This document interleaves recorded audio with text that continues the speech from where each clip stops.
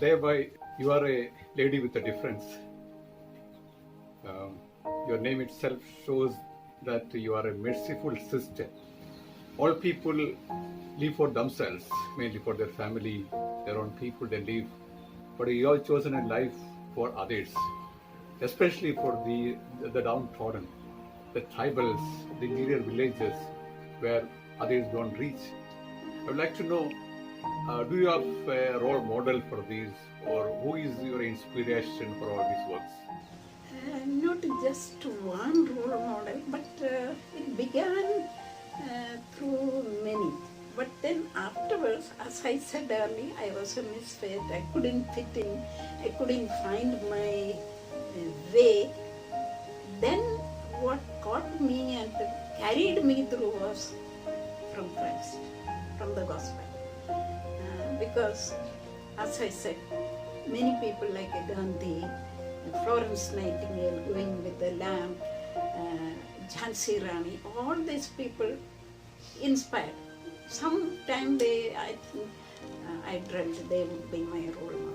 But it went on and on. When I left the convent, I was in the convent. Right from the first day I said, this is not the place for me. Because my dream was Katimari, Neelamuni, Kutaka, a life like that. But here it was different. There was a big difference between the nearby neighborhood people and our community. I don't like to say negative about our congregation. They are very good. I am still living the spirit that I got from my convent because they carry some need of the time is the will of God. It's all fantastic. It's the life that I had in my mind. That couldn't go there. But when I left, I made a journey through the Bible. What caught me and this is my life.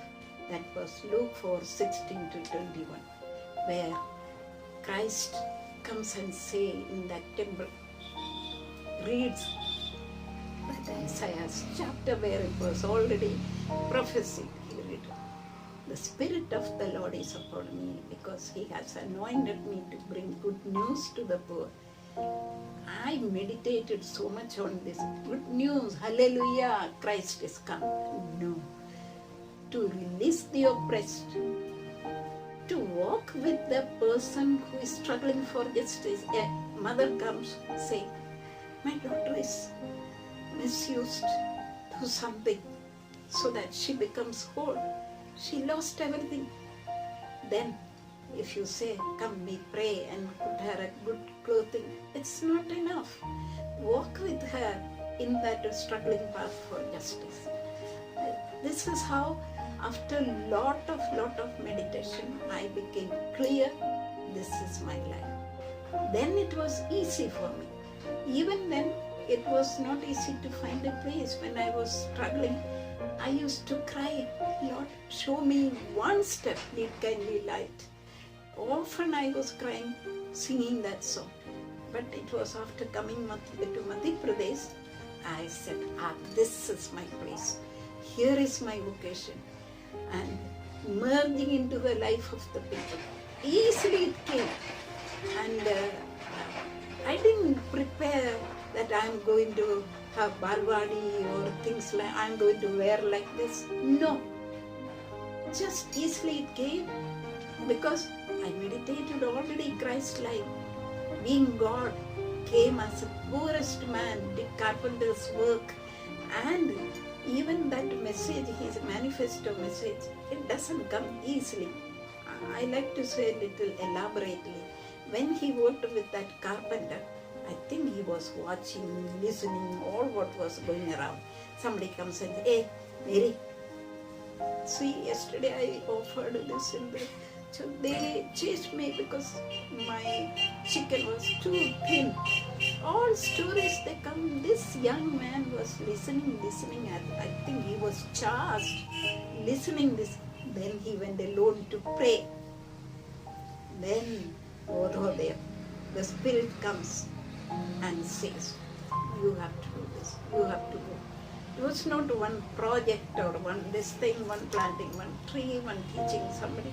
Everything is life.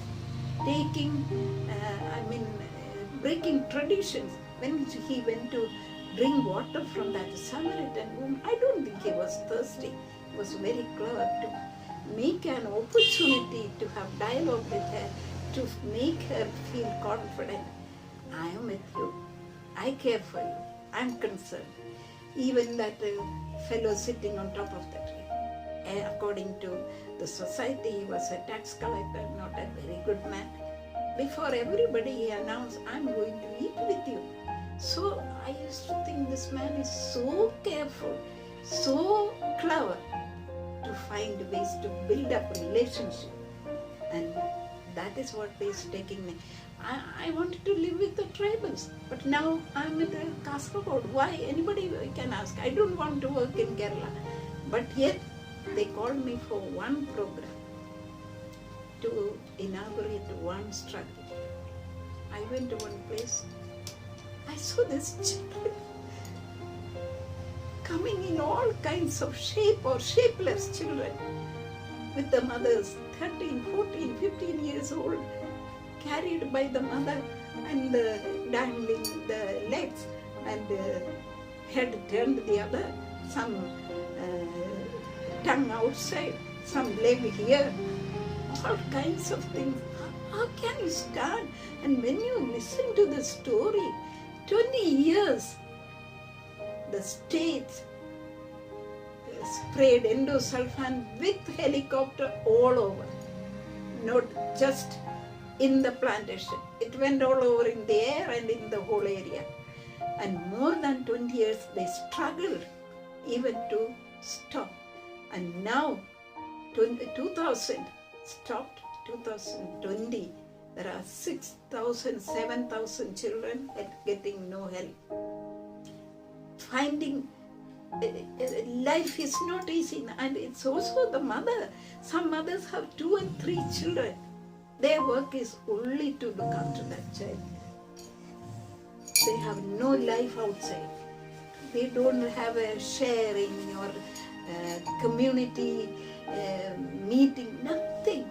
Only live for the child. But what was amazing for me, as I worked in all kinds of calamities, where people complain, cry, complain a lot, here I never saw the mother. I think they are saints. Instead of giving me award, they should be given, these mothers given award, because they, with a smile, they carry on. Even when they go for struggle, it's not just a narrow kind of complaint. They take it well. I don't know to explain. I must tell, after that it was by chance that I'm back in my own place, locked up, what they call locked up. But this was another thing for me, a big spiritual experience. The journey was wonderful. It was a time for me to learn, to reflect, and to tell the whole world. I think Corona